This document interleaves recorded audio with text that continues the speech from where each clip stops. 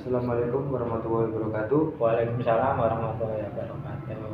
Mohon maaf Bapak, selaku staf kepegawaian, pada pagi hari ini saya mendapat tugas dari sekolah kami untuk menanyakan masalah kepegawaian, khususnya masalah pemberhentian pegawai negeri sipil. Yang pertama kami tanyakan kepada Bapak adalah 1. Masalah jenis-jenis apa saja tentang pemberhentian pegawai negeri sipil? Jadi pertama-tama pertanyaan yang saudara tanyakan kepada saya ini adalah masalah pemberhentian pegawai negeri sipil. Jenis-jenis pemberhentian sebagai pegawai negeri sipil. Yang pertama adalah PNS yang telah mencapai batas usia pensiun sesuai dengan ketentuan peraturan perundang-undangan yang berlaku dengan diberhentikan dengan hormat sebagai PNS. Yang kedua adalah PNS yang sebelum mencapai batas usia pensiun mengajukan permohonan berhenti sebagai PNS atas permintaan atau kemauan sendiri dengan diberhentikan dengan hormat sebagai PNS tapi mendapat hak-hak kepegawaian sesuai peraturan perundang-undangan yang berlaku. Itu karena permintaan pegawai yang bersangkutan. Dan yang ketiga, pemberhentian sebagai PNS karena pemberhentian yang menyebabkan yang bersangkutan tidak lagi berkedudukan sebagai PNS. Jadi tidak jadi PNS lagi sudah.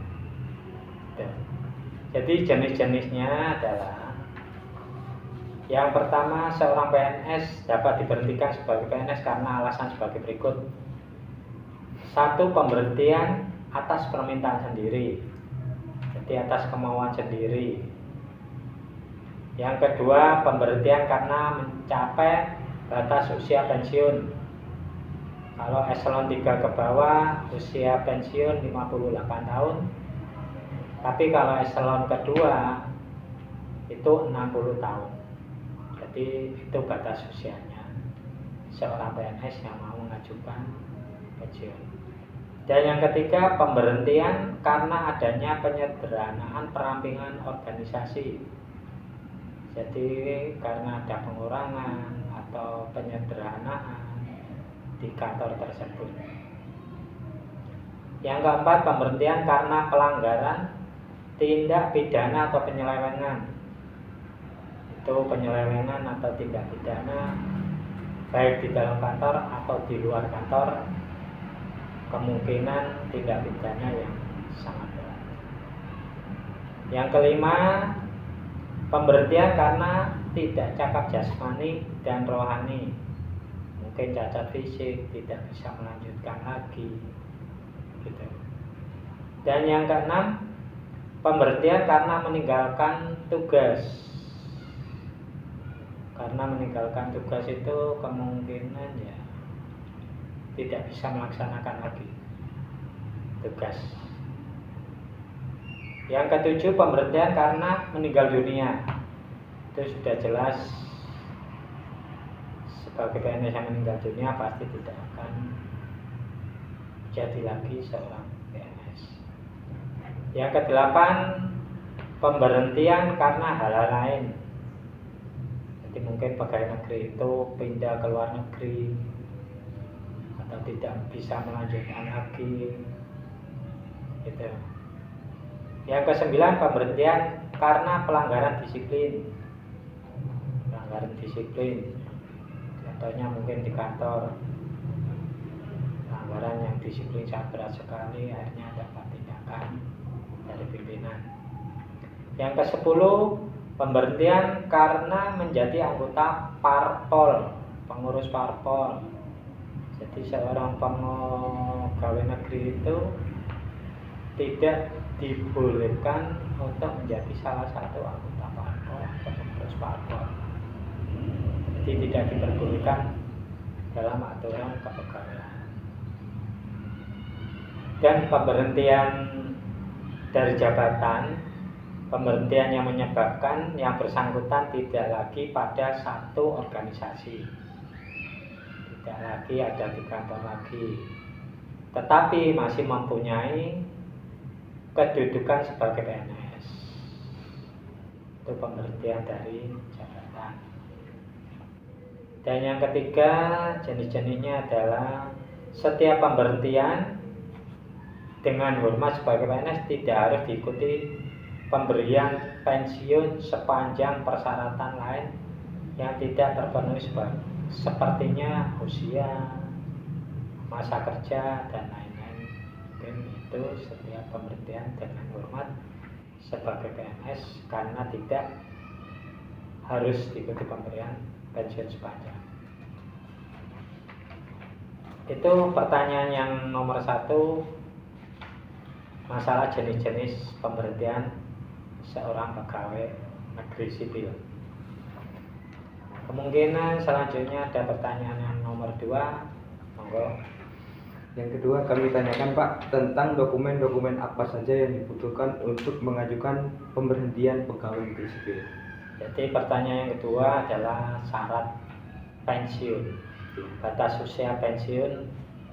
Persyaratannya adalah yang pertama yang harus dipenuhi adalah fotokopi SKCPNS banyak 1 lembar, fotokopi SKPNS 1 lembar, fotokopi SK pangkat terakhir 1 lembar, fotokopi kenaikan gaji berkala 1 lembar, fotokopi akte kelahiran anak. Kalau memang anak itu mempunyai 2 anak, ya masing-masing 1 lembar, berarti ada 2 lembar. Yang keenam, fotokopi akte nikah. Jadi akte nikah mulai dia menikah itu surat yang dibutuhkan. Yang ketujuh, fotokopi kartu pegawai dari yang bersangkutan. Yang kedelapan, fotokopi kartu taspen tabungan pensiun itu 2 lembar. Fotokopi NPWP nomor pokok wajib pajak 1 lembar. Fotokopi buku rekening bank BRI, Bank Jati, BPD atau BTPN itu 1 lembar. Fotokopi KTP masing-masing suami istri 1 lembar. Fotokopi kartu keluarga kakak 1 lembar. Terus DP3 tahun terakhir. Jadi kalau umpama pensiun tahun 2024 berarti DP3-nya ya tahun 2023 yang terakhir. Terus persyaratan yang selanjutnya adalah daftar susunan keluarga. Itu yang harus dibuat. Terus yang selanjutnya pas foto untuk ukuran hitam putih ukuran 46 itu 7 lembar, yang hitam putih ukuran 3x4 2 lembar. Itu untuk PNS yang mau pensiun. Tapi pas foto istri yang ukuran 3x4 itu 2 lembar. Jadi istri juga mengumpulkan foto 3x4 banyak 2 lembar. Jadi kemungkinan itu persyaratan yang harus dipenuhi seorang PNS yang mau mengajukan usulan pensiun atau BUP, batas usia pensiun. Kemungkinan ada lagi pertanyaan. Dan yang terakhir, bagaimana tata cara prosedur pengajuan pemberhentian pegawai negeri sipil? Jadi pertanyaan yang ketiga, bagaimana tata cara prosedur pengajuan pemberhentian pegawai negeri sipil yang mau batas usia pensiun, yang mau pensiun. Pertama-tama, pegawai yang bersangkutan mengajukan usulan pensiun itu kepada Kasubag Kepegawaian, dan Kasubag Kepegawaian menerima usulan pensiun itu untuk diteliti, diperiksa persyaratannya. Apakah usulannya itu nanti sudah lengkap persyaratannya. Dan bagian kepegawaian nanti membuat surat pengantar usulan pensiunnya ditandatangani pimpinan di cabang dinas masing-masing atau di dinas masing-masing, dan usulan tersebut nanti akan diteruskan ke kantor induk atau dinas induk. Dari dinas akan dikirim nanti ke BKD dan seterusnya untuk menunggu proses selanjutnya dari BKD sampai jadinya SK SK pensiun. SK pensiun itu. Jadi mungkin itu jawaban dari saya. Mungkin ada kurang lebihnya, kami mohon maaf. Jadi itu pertanyaan kami yang saya tanyakan dalam bidang kepegawaian. Terima kasih atas waktu yang diberikan kepada saya dan teman-teman. Wassalamualaikum warahmatullahi wabarakatuh. Waalaikumsalam warahmatullahi wabarakatuh.